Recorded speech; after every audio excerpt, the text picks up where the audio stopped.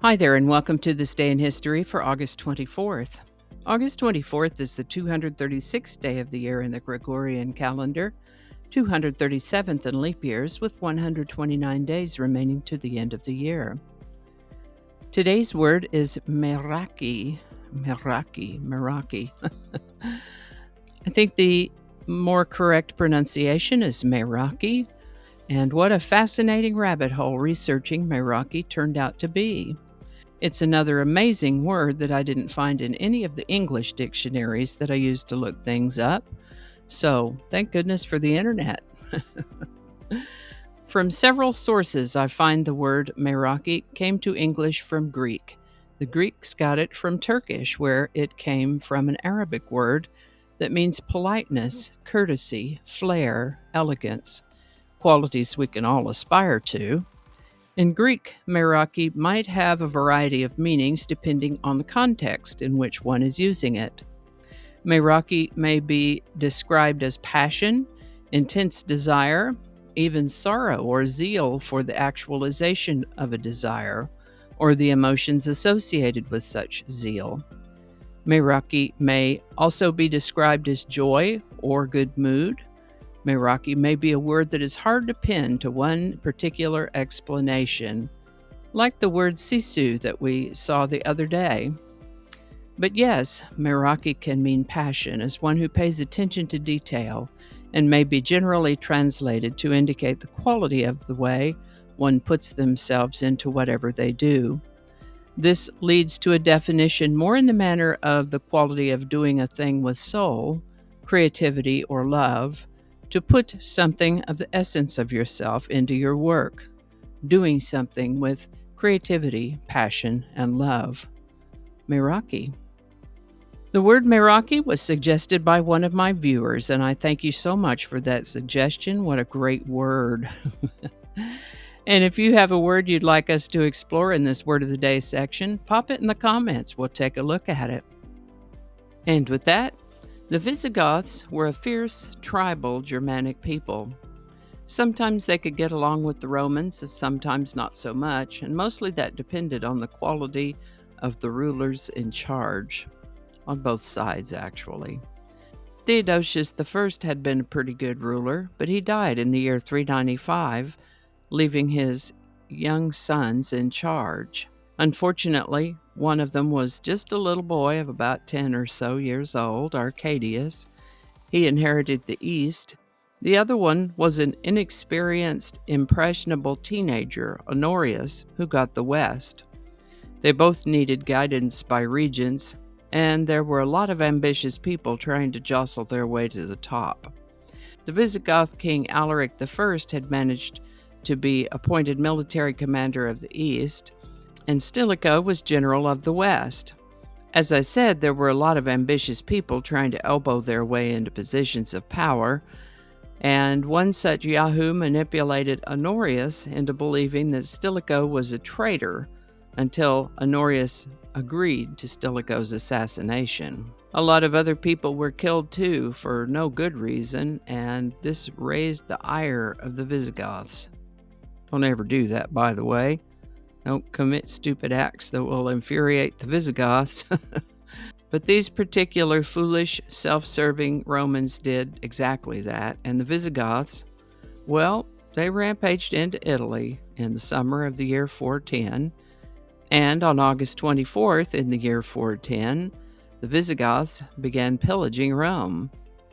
This is the birthday of classical guitarist, composer, singer, writer, comedian, and poet Mason Williams, born August 24th, 1938.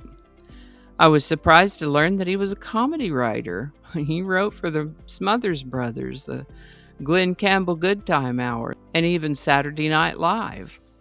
He was born in Texas, but lived a good bit of his life growing up in Oklahoma, graduated from Classen High School in the 1950s, probably about 4 years after my dad did.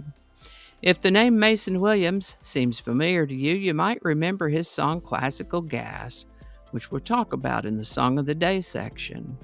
Mason Williams is still alive, turns 85 in 2023. Happy birthday, Mason Williams.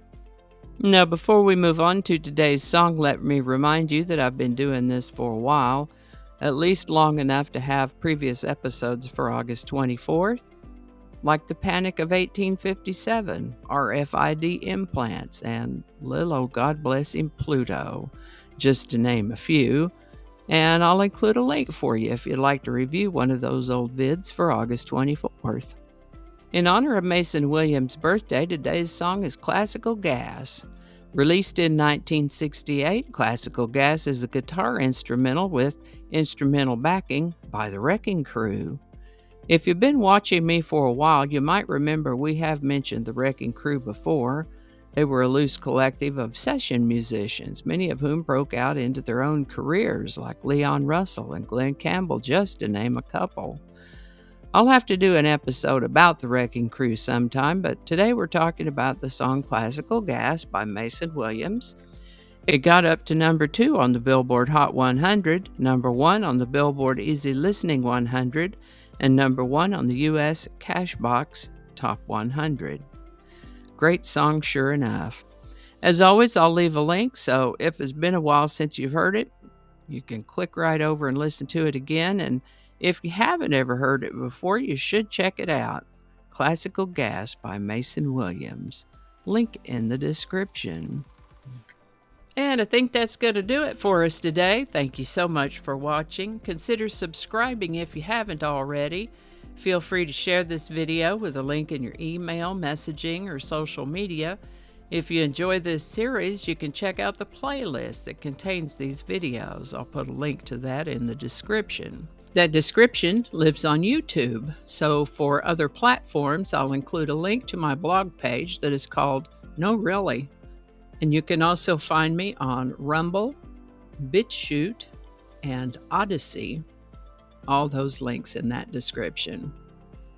Alrighty, that's all I can think of right now. Thanks again, and I'll see you next time. Oh, get your microphone. Okay. Phone over there. Hello. Okay. With 202 days remaining to the end of the world. End of the year. Please, not the end of the world. 202 days remaining to the end of the year. Let's read that one again. Maybe I should ask Google how to pronounce that. How do you go about pronouncing his name? Paulo Coelho. Quello. Paulo Coelho. Pretty straightforward once you know.